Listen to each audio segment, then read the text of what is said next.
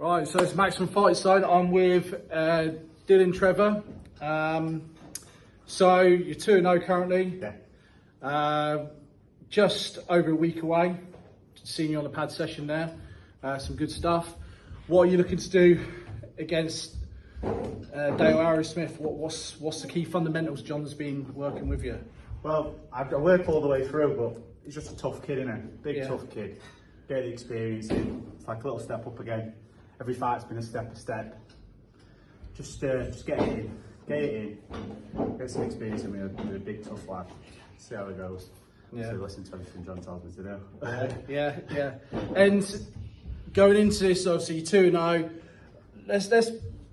Let's cast your mind back before turning over pro, etc. What was the main reason you getting into boxing? What's the want to know Dylan's story really? So what's the story behind it? Why did you come in here? Why did you come in this area? What's the reason behind it? It's the best thing I ever did walking here.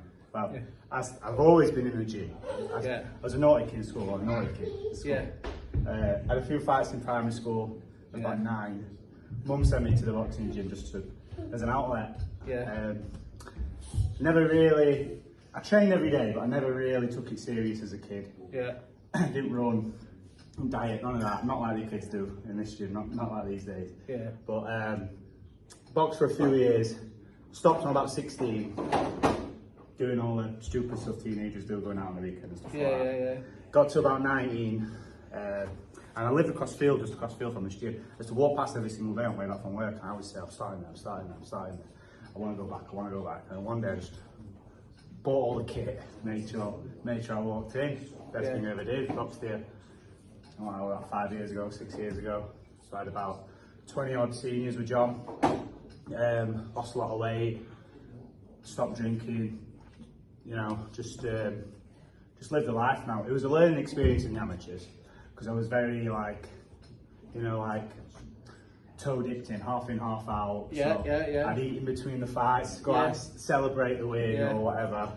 Get through it because I was good enough to. So I've got 2 weeks left. I'll be sound. 2 full weeks. I'll be sound. It soon catches up with you, doesn't it? Exactly. Once you've had so many, you're facing kids that are a bit better. I used to box a bit heavier, so once I got down to the right weight, started taking it serious, living the life. I really stepped it up, went through the levels, started shining a little bit. And since then, I've not looked back. Life's better. Everything's better. Everything's fell into place. So. And who's your favourite fighters at the minute? If you're looking at top end, who do you look up to? Current. Yeah, current fighters. Yeah. I don't know. Well, I love Usyk. I love what he does to the sport. Like he's good sportsman, and he's got charisma. A bit of that. And I always liked Joshua. Joshua's a good good sportsman. I love anyone that presents themselves a bit like that, and an ambassador, that kind of thing. Yeah. I do like when they're a bit cocky as well, but you strike me as a person, extrovert, very up to any of any booing, you lap it up, and and you like all the bravado, and you strike me as that. I do, definitely. And you lap it up. I see half these people, after your fans that are coming in with orange, filled with orange. There's 56 of them start walking in. I know that instantly they will for you. You know what I mean? I love them. So they're coming in and make a racket. You lot. Yeah. You know what I mean? They're rowdy. Yeah. Well, I saw when we were at Hull. I saw them and Orkney was them. Yeah, I love them. Every single one of them. They're always there. My little rowdy. They show some good support.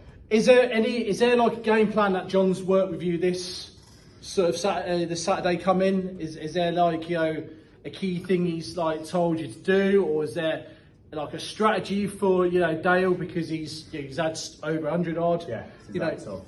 So that's it. He's had over 100 odd. And he didn't get stopped. So it's like we were doing on pad. It's all about setting it up.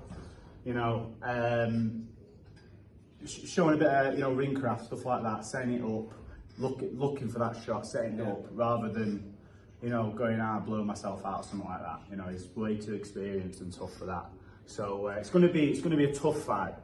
Prepared for a tough fight because he's a big, smart lad. He's tough, big, smart. You know what I mean? He knows what he's doing in the ring. So and one last thing before I let you go, because obviously it's Sunday and I want to, you know, let you go that.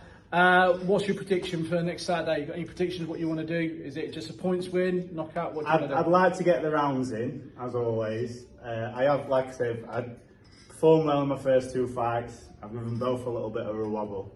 I'd like if I could do something like that, you know, but it's all about the rounds at the minute, getting the rounds in. Okay, well, good luck. Thank you. Right, and I hope you do get a stoppage. Yeah. No worries.